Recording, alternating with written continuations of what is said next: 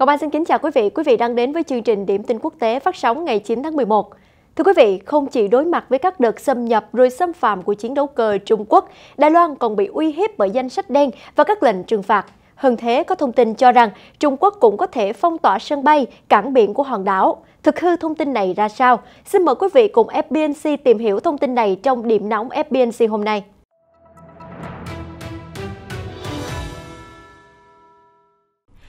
Hãng tin Reuters hôm 9 tháng 11 đưa tin, cơ quan phòng vệ Đài Loan cảnh báo Trung Quốc có thể phong tỏa tất cả cảng biển và sân bay quan trọng nhất của Đài Loan. Thông tin được đề cập trong đánh giá mới nhất về mối đe dọa quân sự từ quốc gia bên kia eo biển. Cụ thể hơn, trong báo cáo đưa ra 2 năm một lần, Đài Loan cho rằng Trung Quốc đã triển khai chiến thuật chiến tranh vùng xám với 554 lần xâm nhập của các máy bay chiến đấu Trung Quốc vào vùng nhận diện phòng không ATIZ từ tháng 9 năm 2020 đến cuối tháng 8 năm 2021. Theo giới phân tích quân sự, Bắc Kinh muốn sử dụng chiến thuật này để khiến cho Đài Bắc kiệt quệ về ý chí lẫn khả năng phòng vệ. Trong khi đó, quân đội Trung Quốc vẫn tiếp tục mục tiêu hoàn thành tham vọng hiện đại hóa các lực lượng vào năm 2035 để chiếm ưu thế trong các chiến dịch nhằm vào Đài Loan và đạt năng lực đối phó với các lực lượng nước ngoài, theo cơ quan phòng vệ hòn đảo cho biết.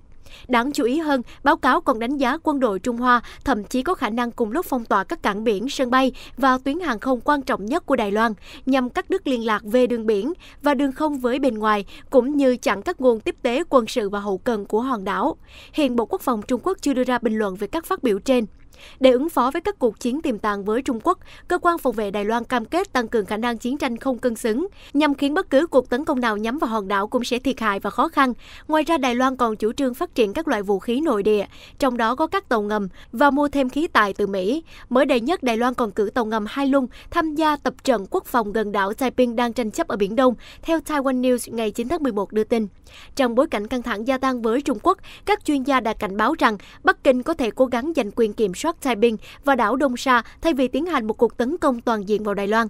Dù không tiết lộ chi tiết về thời gian và các hoạt động của tàu ngầm, tuy nhiên theo báo cáo của cơ quan phòng vệ hòn đảo, tàu ngầm Hai Lung có thể triển khai tấn công đối phương và đặt mình trong thời chiến. Loại tàu này được trang bị 6 ống phóng ngư lôi, mỗi ống có thể bắn tên lửa Harpoon, tiêu diệt các mục tiêu trên mặt nước và dưới nước. Ngoài tàu ngầm, Đài Loan còn phát triển tên lửa tầm xa có khả năng tấn công chính xác các mục tiêu ở Trung Quốc đại lục, cũng như trang bị các bãi mìn ở bờ biển và củng cố huấn luyện dự bị nhằm sẵn sàng chống trả bất kỳ kẻ địch nào.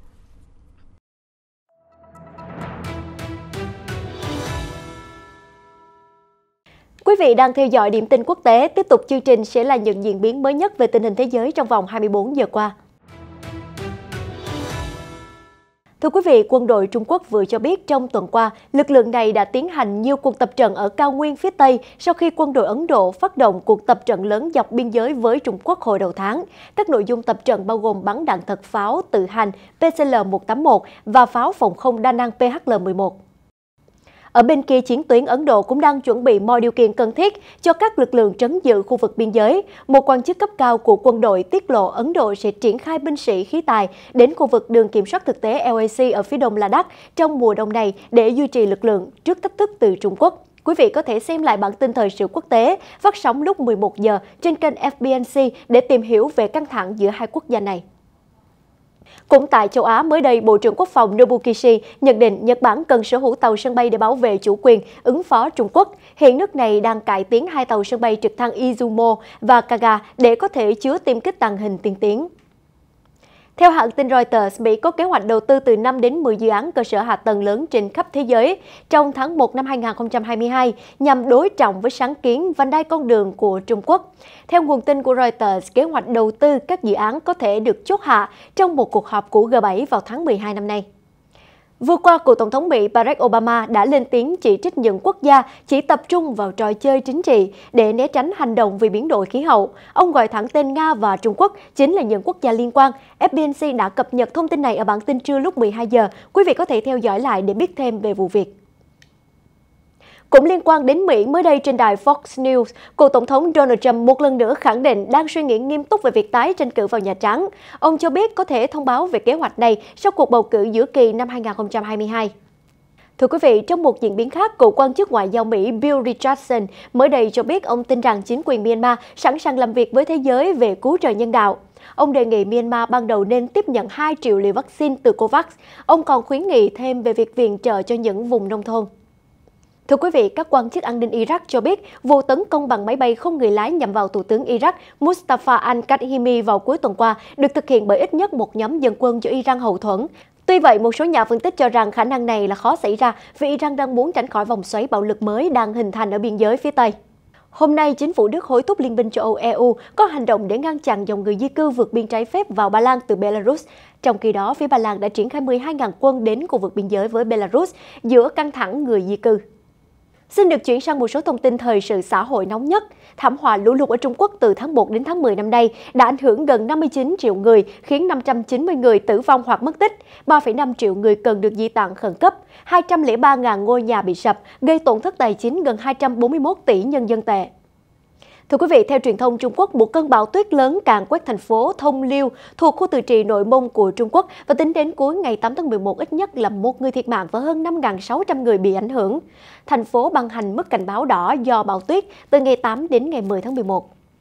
Cũng tại Trung Quốc, ấn phẩm khoa học The Lancet vừa cảnh báo biến đổi khí hậu và hậu quả chết người của nó ngày càng được thể hiện rõ trên khắp Trung Quốc. Theo đó, biến đổi khí hậu chính là hiểm họa lớn đối với sức khỏe cộng đồng của người dân Trung Quốc và toàn thế giới, nguy hiểm hơn cả Covid-19. Tại Ấn Độ, màn sương mù độc hại do ô nhiễm không khí vẫn bao trùm thủ đô New Delhi.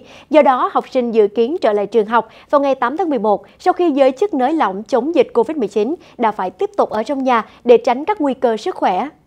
Thưa quý vị, có thể thấy tình hình dịch Covid-19 trên thế giới vẫn còn nhiều phức tạp. Vào hôm 8 tháng 11 thì tỷ lệ lây nhiễm ở Đức đã tăng lên mức cao nhất từ khi dịch bùng phát. Các bác sĩ cảnh báo họ sẽ phải ngưng phẫu thuật trong vài tuần tới để tập trung đối phó virus corona. Tại Úc, theo một báo cáo của Sở Y tế bang New South Wales, những người không được tiêm chủng có nguy cơ phải chăm sóc đặc biệt hoặc tử vong do Covid-19 cao gấp 16 lần so với người được tiêm. Báo cáo được đưa ra trong bối cảnh giới chức bang này đang muốn khuyến khích người dân tiêm chủng giữa lúc Úc đang tiến tới sống chung với Covid-19. Vừa qua thì biên giới Mexico-Mỹ, một trong những biên giới dài nhất thế giới đã mở cửa trở lại cho các chuyến du lịch không thiết yếu vào thứ Hai sau khi đóng cửa 20 tháng do đại dịch Covid-19. Mới đây, Bộ Ngoại giao Mỹ cho biết họ vô cùng lo ngại về sức khỏe xấu đi nghiêm trọng của nhà báo Trung Quốc Trương Triển, người bị kết án 4 năm tù vì đưa tin về dịch Covid-19 ở Vũ Hán. Đáng chú ý, theo tờ The Guardian, hiện tình trạng cô rất xấu, cô có thể chết trong tù vì tuyệt thực để phản đối việc bị bắt. Một phiên tòa ở Tây Ban Nha ngày 8 tháng 11 đã yêu cầu tiếp tục giam giữ 12 người bị bắt sau khi họ khiến máy bay hạ cánh khẩn cấp trên đảo Mallorca, nghi ngờ là muốn nhập cảnh trái phép. Quý vị có thể theo dõi lại bản tin quốc tế phát sóng lúc 14 giờ 30 phút để biết thêm chi tiết. Thưa quý vị, số người thiệt mạng trong vụ nổ xe chở nhiên liệu ở Sierra Leone thuộc Tây Phi đã tăng lên 115 nạn nhân, theo Bộ Y tế nước này cập nhật vào hôm 8 tháng 11. Tại thủ đô Freetown hôm qua, hàng trăm người dân đã tổ chức lễ tang tập thể. Các nạn nhân thiệt mạng bao gồm cả người đến hôi xăng từ bồn xe bị rò rỉ sau va chạm giao thông. Xin được chuyển sang một số thông tin kinh tế. Thưa quý vị, đại diện sân bay Sydney, một trong những cảng hàng không lớn nhất xứ sở Kangaroo, mới đây thông báo rằng họ đã đạt được thỏa thuận bán lại phi trường này cho một tập đoàn đầu tư của Úc với giá là 8,75 đô la một cổ phiếu. Tổng giá trị cổ phiếu của sân bay sẽ rơi vào khoảng 17,5 tỷ đô la. Đại diện của Ariana Afghan Airlines mới đây cho biết hãng này sắp mở lại đường bay thẳng nối thủ đô Kabul của Afghanistan tới thành phố Dubai của các tiểu vương quốc Ả Rập Thống Nhất UAE và các chuyến bay sẽ được mở mỗi ngày và giá vé là một chiều khoảng 550 đô la. Đại diện tập đoàn điện tử khổng lồ Toshiba của Nhật mới đây cho biết trong nỗ lực tái cấu trúc, có thể công ty sắp bị chia ra làm 3. Một công ty sẽ phụ trách mảng cơ sở hạ tầng, một phụ trách các thiết bị điện tử và một phụ trách sản xuất chip cùng chất bán dẫn. Tập đoàn chuyên cung cấp dịch vụ an ninh mạng McAfee vừa thông báo họ đã được công ty quản lý tài sản của Mỹ Advent International mua lại với tổng giá trị lên tới 14 tỷ đô la. Thương vụ diễn ra trong bối cảnh thế giới đang chuyển sang các hoạt động làm việc qua mạng và nhu cầu cần bảo vệ mạng đang gia tăng. Quý vị vừa theo dõi những diễn biến nóng nhất về tình hình thế giới trong 24 giờ qua. Tiếp tục chương trình là phần từ khóa đáng chú ý trong ngày. Thưa quý vị, một video gây bão trên mạng xã hội Twitter vừa qua cho thấy diễn viên Leonardo DiCaprio trò chuyện với nhà sáng lập Amazon Jeff Bezos và bạn gái ông bà Lauren tại một sự kiện ở Los Angeles. Điều đáng nói là trong đoạn clip, bà Lauren mỉm cười và chăm chú nhìn về phía nam diễn viên Titanic, trong khi tỷ phú Amazon vẫn đang đứng cạnh đó. Jeff Bezos' girlfriend, bạn gái của Bezos, cũng chính là từ khóa đáng chú ý hôm nay với hơn 200.000 lượt tìm kiếm. Sau đoạn clip, một số cư dân mạng bắt đầu kháo nhau đùa rằng quy tắc số 1 là không bao giờ giới thiệu bạn gái với Leo DiCaprio hoặc châm chọc tỷ phú Bezos, người giàu cũng không thể mua được tình cảm đâu. Phản ứng với những lời trêu chọc trên, Jeff Bezos đã đăng một tấm ảnh cởi trần khoe cơ bắp, cầm trong tay tấm biển cảnh báo nguy hiểm, kèm dòng chú thích "Leo đến đây, tôi có cái này muốn cho cậu xem." Nhưng ai cũng hiểu rằng ông chỉ có ý đùa. Được biết, tỷ phú Bezos và bạn gái công khai hẹn hò từ tháng 1 năm 2019, trong bối cảnh Bezos vừa ly hôn vợ sau 25 năm chung sống. Cảm ơn quý vị đã giữ kênh. Trước khi kết thúc bản tin hôm nay thì hãy cùng thư giãn ít phút với một clip ngắn sau đây.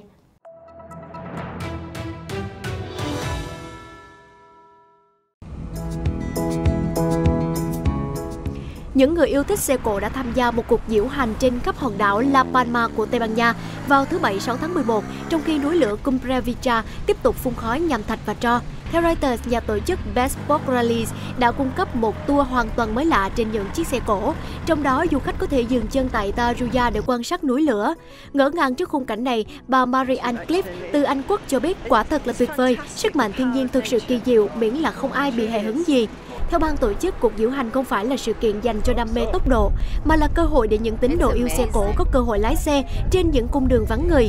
Khi nghe về núi lửa, tôi thường hình dung về sức mạnh khủng khiếp của nó. Đến lúc tận mắt chứng kiến, tôi nhận ra cuộc sống người dân nơi đây thực sự vô cùng khó khăn. Họ rất sợ hãi khi sống gần hiểm họa thiên nhiên như thế này. Tuy vậy, thành thật mà nói, đây quả là một trải nghiệm có 102 trên đời, thật đáng kinh ngạc, theo Barbara Suter, một người yêu xe cổ khác cho biết.